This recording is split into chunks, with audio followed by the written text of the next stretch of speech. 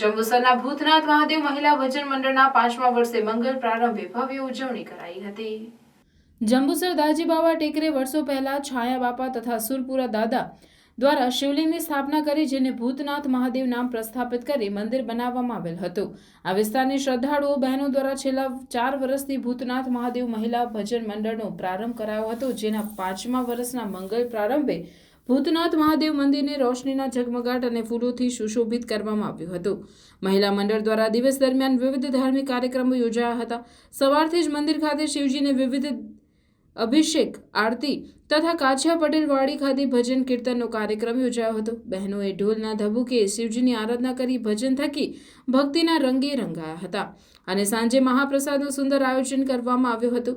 આ સદર કાર્યક્રમનું સંચાલન કિશોરભાઈ પટેલ, જયેશભાઈ પટેલ, ચિરાગભાઈ પટેલ તથા યુવક મંડળ દ્વારા કરાયું હતું। દિવસ દરમિયાન યોજાયેલ કાર્યક્રમમાં શિવ ભક્ત ભાઈ બહેનો મોટી સંખ્યામાં લાભ લીધો હતો।